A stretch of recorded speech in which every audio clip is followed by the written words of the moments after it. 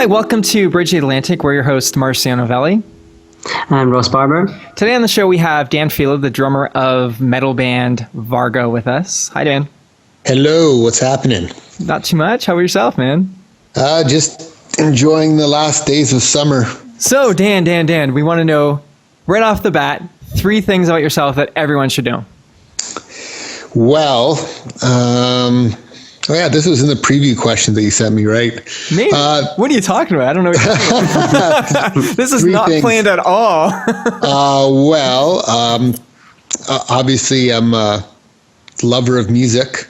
Music is something that's taken me to incredible places, and I've met incredible people. And I mean, you and I met through music, me playing on your records. And that's right. I mean, that's a pretty obvious one. I love my wife, I love my daughter, and I love my dog. And I'm afraid of snakes. How's that? Okay, well, I gotta ask, how did this fear of snakes happen? How did this I have no idea, but I'm horrified of them. We're up north this weekend, and there's a bunch of people there, and the kids caught a water snake, and they're like, "Oh, Uncle Dan, look at the water snake!" And I just turned, like, I almost passed out, and I'm like, "Please keep it away from me! Please keep it away!"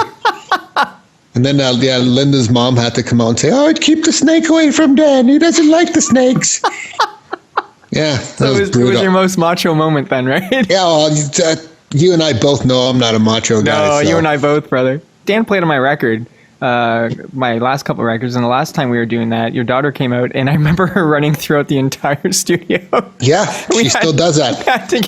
Dan's like, "Can you go get her?" I'm like, "What do I do?" Yeah, I'm running. You grab her, you tie her down. Yeah, pretty much. Got to get a stun gun for that kid. Her and Linda get along really well. They're both girly girls, so they like to go shopping and makeup and all that stuff. The kind of stuff that you and I like to do together. Yeah, I was going to say, right? Yeah, same old. Oh my gosh. How do you like being a dad? I love it. Yeah. I love it. It wasn't something I planned on. Right. But I wouldn't change it for anything in the world. She's forced me to grow up and to, be a contributing person. And, in some ways, right? Yeah. I mean, when she was born, it's like I had no choice. It's like, I have to take care of this girl. And I wasn't going to be like my dad did and abandon me when we were 5 years old. So, I mean, you got to man up to that shit, which unfortunately some people still don't do. But yeah. It's good. It's all worked out, and what doesn't kill you makes you stronger, right? And that's right, man. I'm definitely pretty strong. Well, I'm glad you mentioned that's something I can relate to myself with the father figure, and I always say that that's something that I think helped push me into music. Would you say that's the same thing for you? Oh, absolutely. I mean, it was being alone all the time, and I just. Had a lot of time to think and to do things. And I think a lot of that, anger and wanting to get out of the situation I was in inspired me and pushed me to, get really good on my instrument and to learn more about it. And, just wanting to get the hell out of that situation. And also it taught me that, I'm not the most important thing in the world. When you have a kid, the world's not all about you. Exactly. which it was for me. Which is shocking, isn't it? Yeah, it was shocking. It was like, holy crap, it's not all about me. But no, I mean, I think that, people need to take responsibility for their actions, and like, especially when it comes to kids. I mean, with my father, I didn't talk to him for 20 years. And because I couldn't understand why he would want to leave us. But then, while we were in Europe, I was with Hypodust with Juice in Europe. And I decided to go see my dad on a whim, just like, well, you know what? I'm here already. I'm going to go pop in and see him. And I sort of saw him, mended bridges, and he died 4 months later. So it was the weirdest thing. Crazy how that happens, isn't it? Yeah, there are things that I don't know. I just had this feeling. It's like, dude, you got to go and just let all this, hatred and stuff go. And I did, and that was that's what came out of it. But I mean, still, at the end of the day, it's like it's hard to let go of something like that, and it's turned me into the person who I am, which is I never quit, and don't abandon your responsibilities. Well, do you think it was having a child that made you want to seek out your father? I don't know. That's a good question that I'll ask my therapist next time I go see her. You and me both, brother. Oh yeah, we have great conversations. Oh yeah. So tell me about your father, Dad. Well, anyway. Yeah. Well, speaking of having growing up without a father and getting into music, you said that it was a way for you to channel your frustration and your anger. Right? Yeah. Is that probably why you chose drums as your primary instrument? I was just always attracted to drums. just like I used to set up pots and pans and Kentucky Fried Chicken barrels.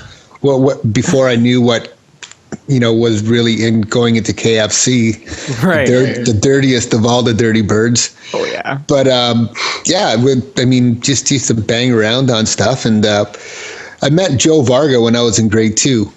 Oh wow! And he introduced me to Kiss, and then Kiss Alive 1, and then in grade 4, Kiss Alive 2 came out, and by then I was hooked. And I bugged my mom until I was in grade 7, and then I finally got a little $50 drum kit. And then it's weird because I knew Joe when we were in grade 2, and then he moved away to Stony Creek, which is the east end of the city. And then me and my mom moved into the apartment building right next door to his. No way. So so it's like, hey, Dan, how's it going?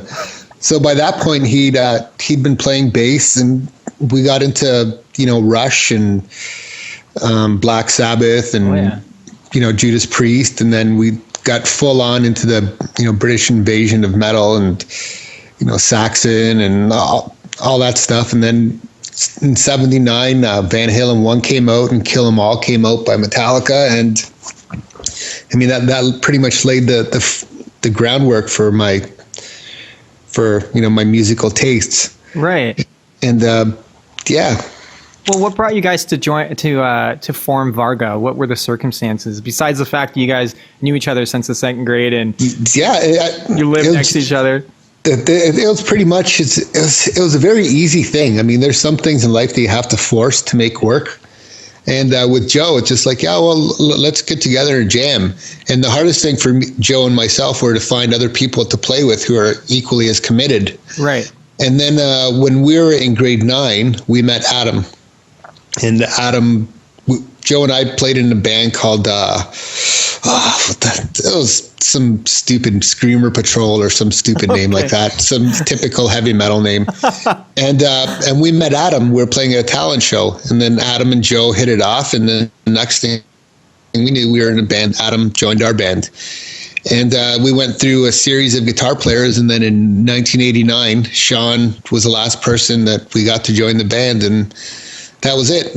A year later, we were signed, and we did our thing for almost 10 years. And we got to do a lot of crazy, crazy stuff. I mean, we opened up for Metallica. We played at White Zombie, Prong. Rob Halford from Judas Priest came out to see us play. That's crazy. Dimebag Darrell and Vinnie Paul came to see us play, and Phil Anselmo came to see us play, and it was ridiculous. The guys from Dream Theater. Oh my God. Like if someone would have told me when I got serious about playing music that we would be playing on the same stage as the biggest heavy metal band of all time, I probably would have told them a couple of words that are inappropriate for this show.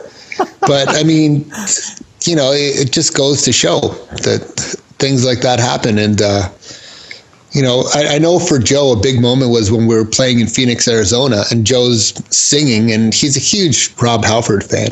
And he looks, and his idol is at the side of the stage watching him play and sing. Just amazing stuff. Well, speaking of so you guys got signed. That was in 1991. Yeah, it was in 91. You guys got signed. It was the same year you released your debut album, right? Yeah. The Prototype came out in 93 or 94. Okay. But I mean, we first started getting courted by Sony BMG in 91. Okay, right.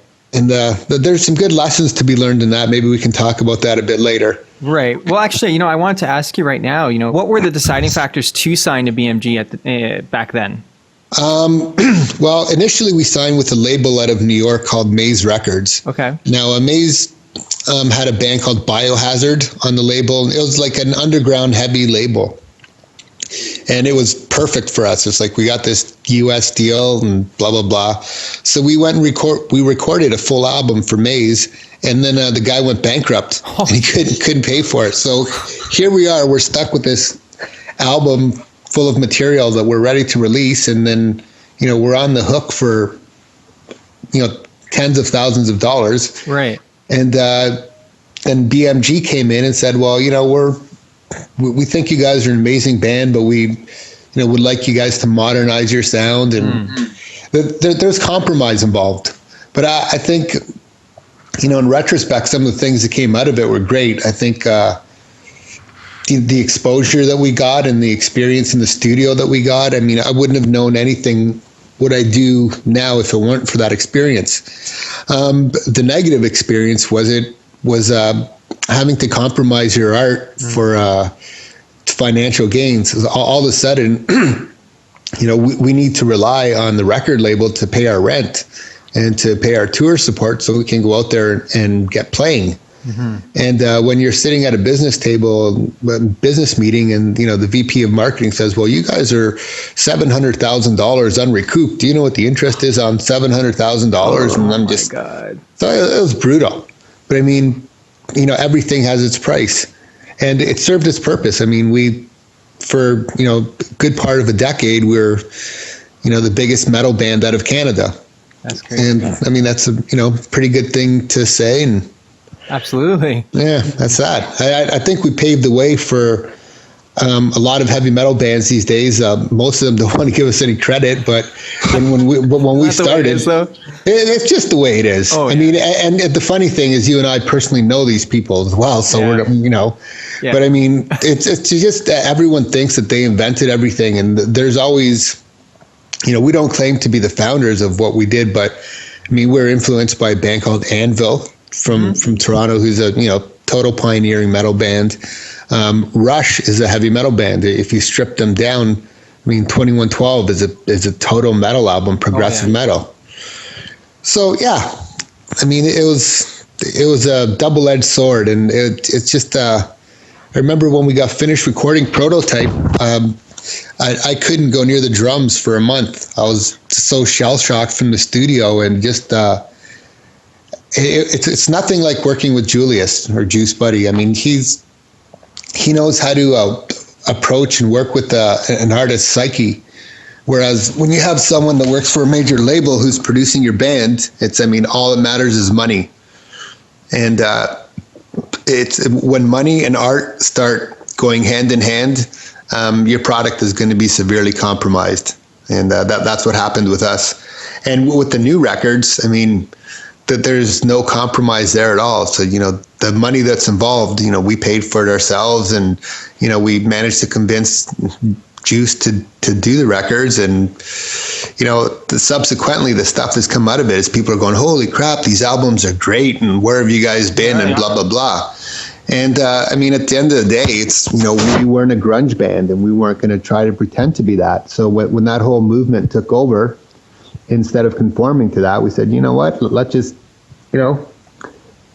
see what happens, and see what happens turns into 10 years.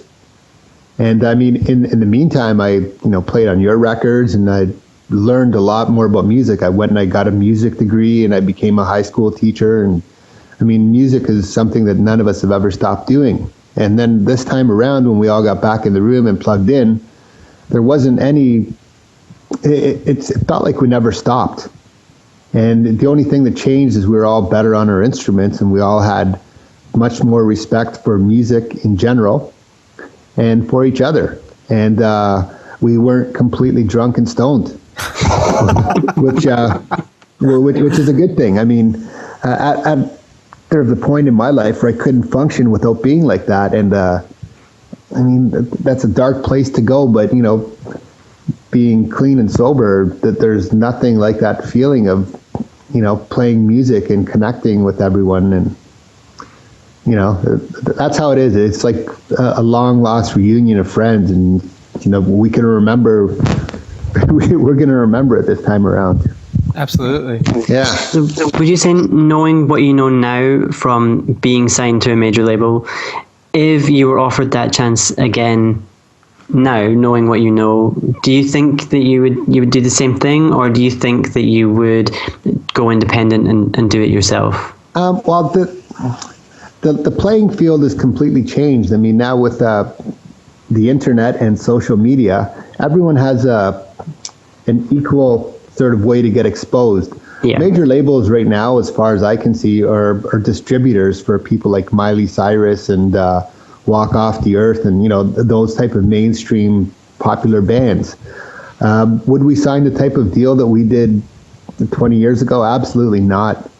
That was almost a detriment of our band. And I mean, it caused a lot of damage. Again, it caused a lot of good. But I think these days, Marcio, you're one of the people who opened up my eyes to the social media world.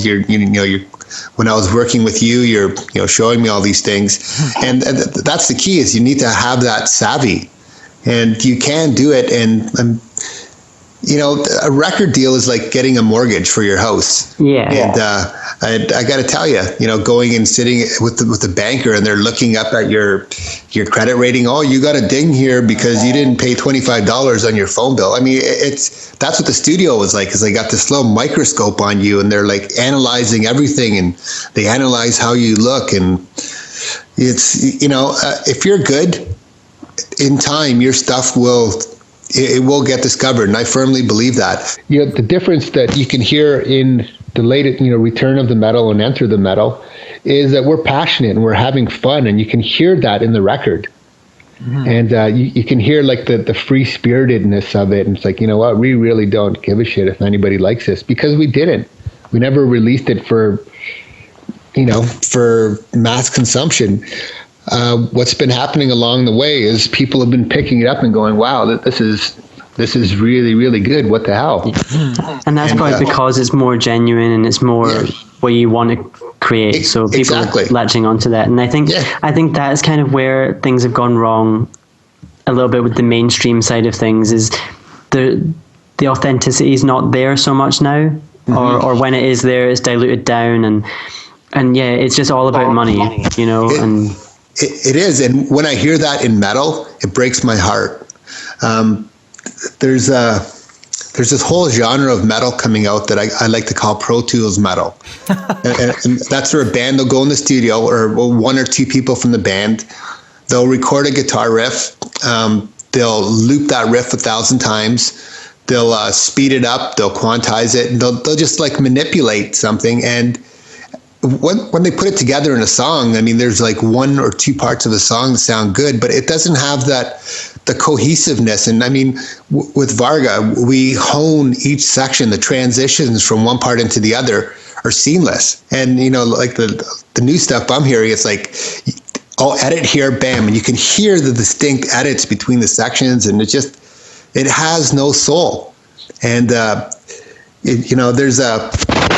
there's a record that one of my friends worked on, and they took all the original drum tracks and got rid of them and just used samples on that. Oh, God. And just like, that's the mentality of metal bands these days. And everyone just, it resorts to the low B strings. Like, oh, we got to go to this really low part, and here's the breakdown, and here's it's so cliche. And that's what happened with metal in the late 80s. And people don't see it. And metal is more of a community where people help each other out and they support each other. And that's, in the mid 80s when we had, Metallica huge, Anthrax huge, Slayer, Megadeth, when we had, that really big upsurging of metal, that's because all those bands worked together and they would go on tour together.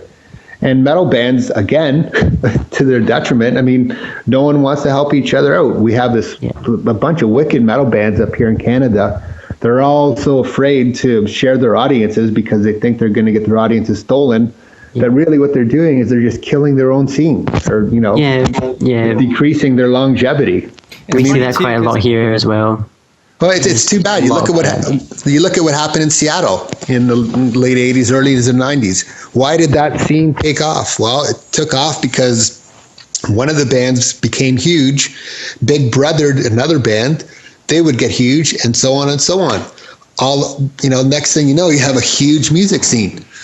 And it just kills me that people are so stupid that they can't see that. It's like, man, there's room for everyone.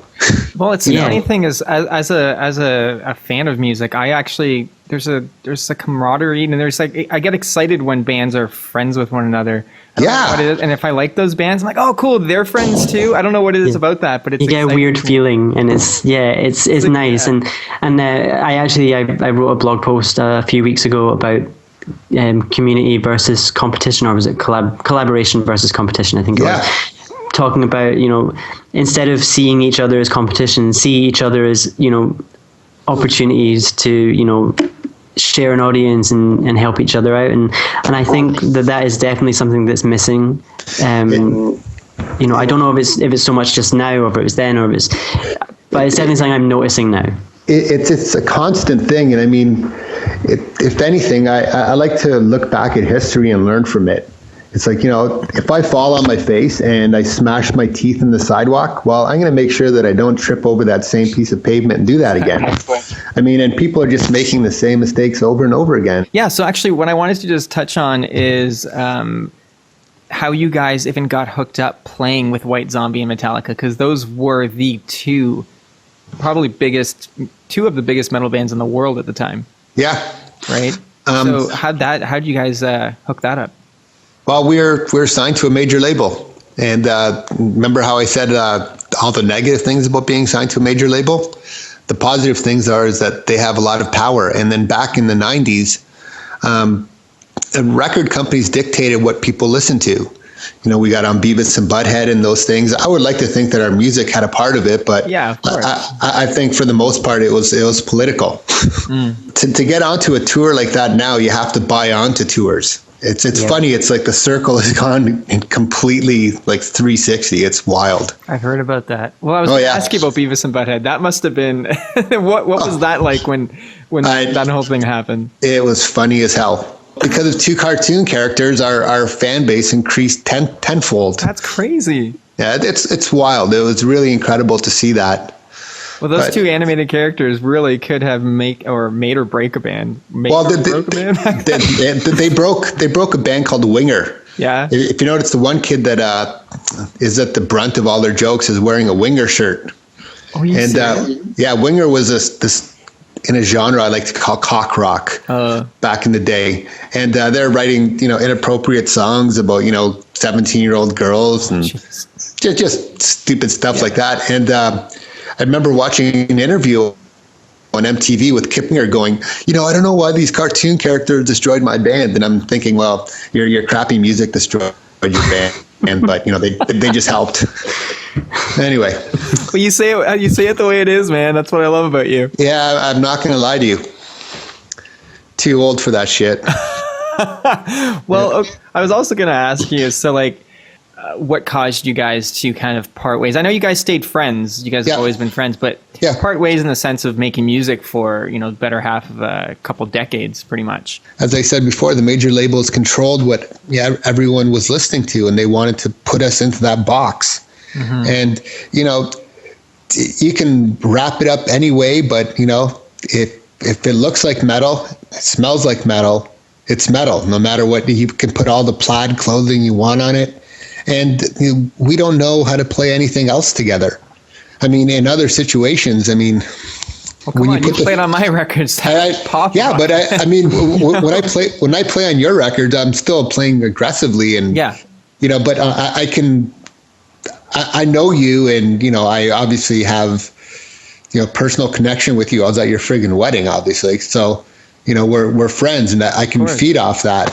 But people ask me why I've never been a studio drummer, and the reason is because, I can't pretend to play on someone's stuff who I don't like as a person, and that's and as a band with Varga, when we're together in a room and it feels right, it's special. But when we had the all this sort of influence from the labels trying to get us to sound like a grunge band. Well, it ruined what it was. And yeah, for sure. And again, I think the best thing to happen to music was the internet. And I think the worst thing to happen to music was the internet, for reasons why I said before, because now, just so much crap is coming out. And, I think bands should be practicing more and honing their songs and not trying to pretend to be rock stars. Well, especially auto-tune. I mean, like, you know what? Like, talking about Pro Tools and everything, quantizing everything, I feel like it does have its place maybe in certain genres or absolutely. Whatever. But the genres where I feel like the whole essence of it is truth and honesty and a rebellion against the mainstream, like metal and punk and even grunge. I know, but that all kind of came from, I think, similar places to just give something new, give something real. Those are just.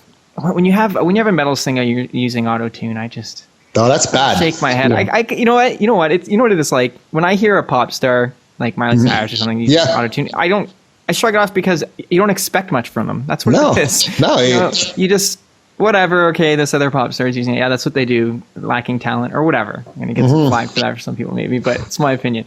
I don't care. I don't care if someone's perfectly in tune. I'd rather a truthful performance. And this doesn't just go for a vocal. This goes for a drummer like yourself or anyone. I'd rather a truthful, honest performance coming from someone that's from their heart than something that, that's just looped. And I don't know, that's just me. Yeah, I agree. And getting back to the grunge thing, you have all these bands just completely trying to copy Nirvana. And, Nirvana was special because they're Nirvana. There were those three guys in a room together and, the shit came out and it was special. Well, the fact that after Nirvana, Dave Grohl came out and didn't try to be Nirvana, should have been an example to all the other bands. I know, but like Nirvana was an organic thing that happened, and that's what people fail to realize. Like you can't copy that.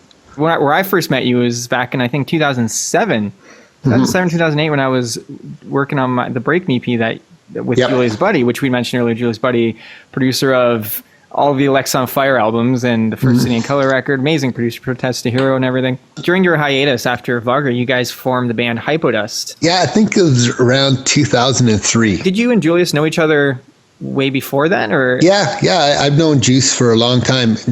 He was originally a drummer. And that's right. Our bands played together. And I remember we were doing some Iron Maiden songs, and I played the song that Julius was trying to learn on the drums and he couldn't figure it out. And then I think shortly after that, he stopped playing drums. So that's good. But he's got some pipes, man. That guy can sing. He's a phenomenal singer. He's a phenomenal person, a phenomenal artist, a phenomenal friend. I love the guy. We both do. You guys decided to bring, it's not even really a decision. It seemed like it was a natural progression to bring Julius into the studio with you guys to record your 2 albums. Why did you guys decide to release 2 albums? Because I couldn't stand listening to the entire 90 minutes of music that we put when we recorded it. It made me tired. And I couldn't concentrate on it, and I couldn't see people, consuming the whole thing. And I also was getting that feeling about, internet longevity. It's like, you put something online and it's gone in a day. So, how could we extend, the material that we had? Because it wouldn't fit onto one CD. That was our first clue right there. It's like, okay, well, it's too long. So what do we do? And we're mastering it with Joa Carvalho, which you know very well as well. Yeah, and Brett. He's a great, amazing talent. Anyway, and he said, well, if you want, I could squeeze it onto one CD, but, I agree with what you guys are doing. Put it out on 2 CDs. I think it's genius. Yeah. For multiple reasons. Like you said, first of all, I think having 2 30 to 40-minute CDs, that a bit more people, especially with what you guys are doing. You guys are doing 8-minute songs, epics, and you guys have, it's very technical and everything, and I love it. But having that break, I think, gives you a more appreciation for it. It's like if they did all the Harry Potter movies at once. Yeah, exactly. That's what it's like. It is like that. Was part 1 and part 2, right? Yeah, it just seemed like a really natural thing, and again, it just worked out that way, and everything aligned perfectly, and I mean, it ended up costing us more money to put it out, on 2 CDs because of product. But you know what? Yeah. At this point in the game, it's like, we just want to have something that we can be proud of. Yeah. And another thing that we've always wanted to do is to put out a double album, like double vinyl. Yeah. And we're going to be doing that with Enter and Return of the Metal. Oh, that's exciting. Yeah, so we're going to be putting that together. Man. Again, just like total stupid kid stuff that we're doing for ourselves. Of course. But you know what? I think that's where it has to come from. And I honestly think people pick up on that. Because I always say, the audiences, particularly the audiences of independent music, are not stupid. No. They're not stupid. It's I feel like it's a little bit different than the mainstream, the indie versus mainstream, right? Absolutely. They are listening, they're looking for something different, and they get, I don't want to say real or fake, I just want to say honesty. They get. There's more of a connection as well, because you're not like up on that pedestal, like a mainstream artist. So you're a bit more accessible to them, and they feel a little bit more like they're part of your journey and they're part of what you're producing. Yeah, so absolutely. I think that I think the bond between like the independent musician and the independent musician's audience is like amazing. Like, there's something really, really special about it. It's amazing. I mean, we have people who are like doing things for us, like, that's incredible. We have just the dedication of the people, and it's interesting to see it snowball. You know yourself, Marcio, you can't ever give up. You just got to keep at it, and you're gonna. In this business, you get shit on a lot, and you're gonna have 1,000 people to tell you no before one person tells you yes. Always say that, man. That one person is all you got to focus on. That's it. One person, or that one good thing. That's it, and don't rely on music to make your money. That's the biggest thing that biggest mistake they do. It's art. This is something that you do for the passion of it.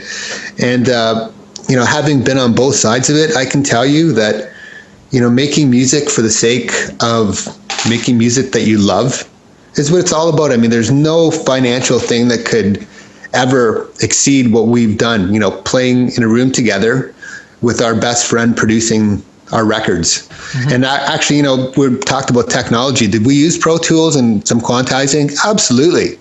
We use technology as a tool, but not as a crutch. Yes. Yeah. And that's the difference. Yeah. Yeah. Like, using it to, what would be the word? I want to say enhance. Yeah. That's maybe not quite the word, but rather than, it's not a substitute. It's not a substitute for the talent. It's just, like you said, it's one of the tools in your toolbox that you use to make things sound as good as they can. Exactly, so man. That's different to, as you said, a crutch. Yeah. That's the whole deal. And I think there's no problem with that at all, because I think when you're buying music, you want it to sound as good as it possibly can. Right. But at the same time, you've got to have the balance. You can't strip away what's real and what actually happened. Yeah. So it's finding that balance, and that's the thing I think a lot of people struggle with.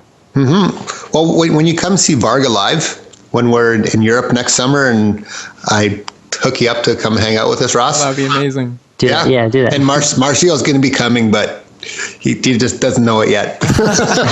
No, actually, when we eventually do get over there and you see the band play, we sound like the record. And the reason for that is because we actually played those songs together and we honed those songs as a band. I know, it's almost a foreign concept. But what do you mean you played on the record? I don't get it. Yeah, well, there you go. We had all those songs click tracked, so all those songs have a click track map, and there's several different tempos and time signatures in every song, and that took us a month to do that. Wow. So by the time we were done the click tracks, we all knew the songs really well.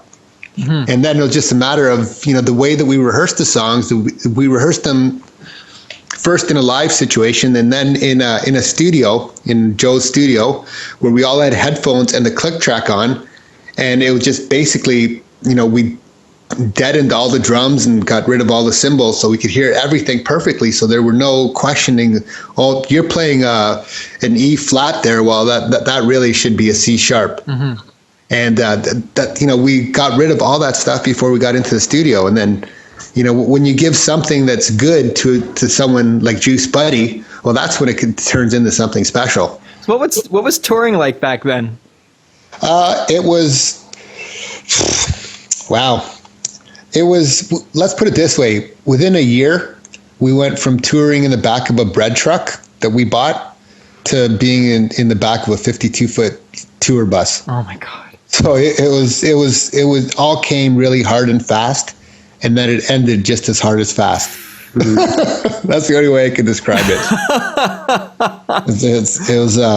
It was great.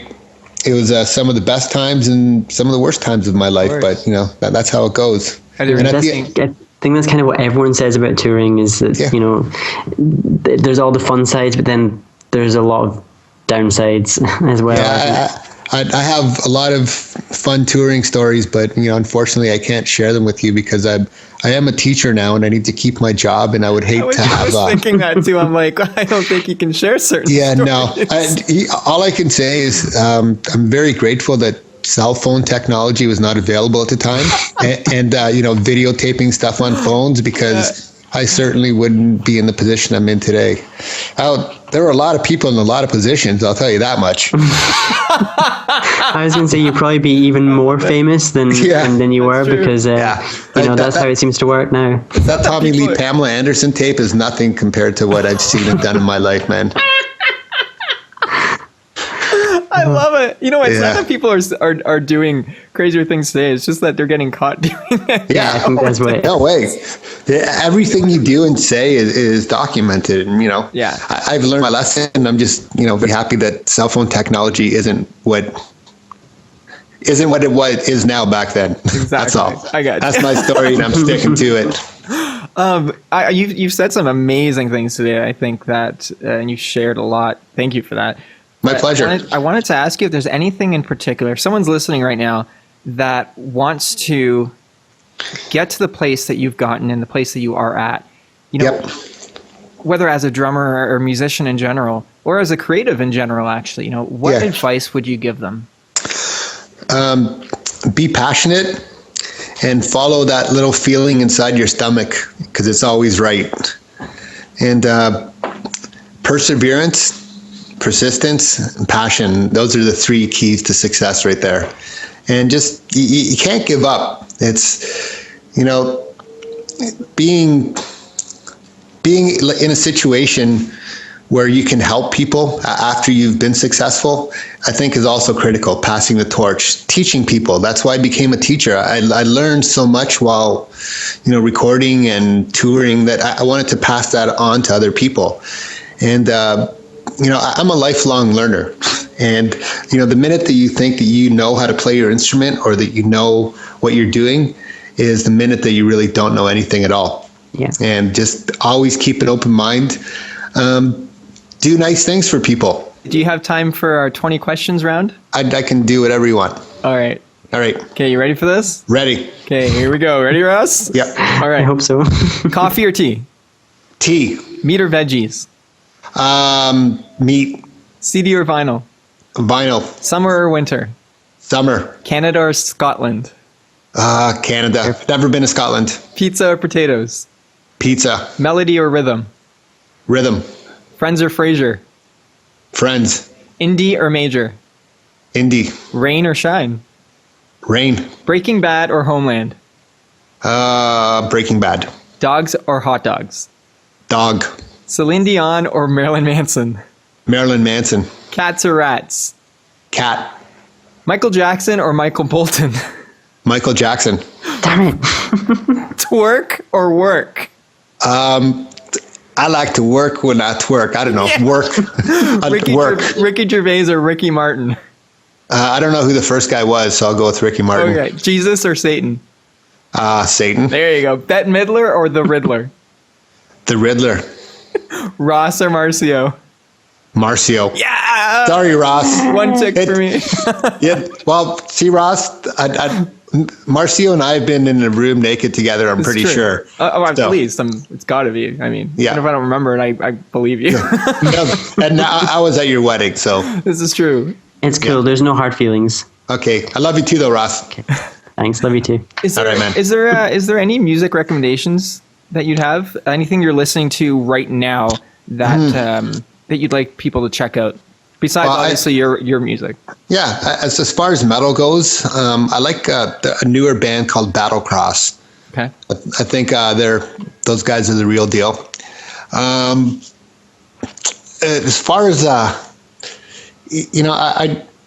find myself listening to albums like Raining Blood by Slayer again, and just really listening to people playing their instruments well together. And synergy. Yeah, just that type of stuff, and again, just like classic rock, like something will come on the radio that this classic rock song, something ridiculous, but knowing what I know now and being able to hear music the way that I hear it now, the appreciation I have for that. And again, any Zeppelin song comes on and I'm just, I have a massive heart on because John Bonham, it just slays me. It's like such an organically incredible drummer. And man, that guy's something else. Well, Dan, man, this has been wonderful. Really, it's such a pleasure chatting with you and catching up. I haven't talked to you, I think, in a couple of years. Make sure you check out Varga online. It's vargahq.com. Make sure you check out their latest records. Enter the Metal, and Return to the Metal. It's awesome. You should check it out. Connect with Varga. I'm the guy in the band with the big mouth, in case you haven't figured that out. Because I love metal and I love the band and I love music. Sounds great, man. Yeah, man. Hey, thanks so much, brother. Much love. My pleasure, guys. Cheers. Thanks for watching Bridge the Atlantic. If you like what you saw, make sure to like, favorite, and most importantly, subscribe so that you don't miss each week's episode. Click on the videos above us if you'd like to see more, and please feel free to leave us a comment letting us know what you think of the show. Follow us on Twitter, Instagram, and Facebook, and subscribe to us on iTunes so that you can listen to us on the go. Thanks again for being awesome, and we'll see you on next week's episode.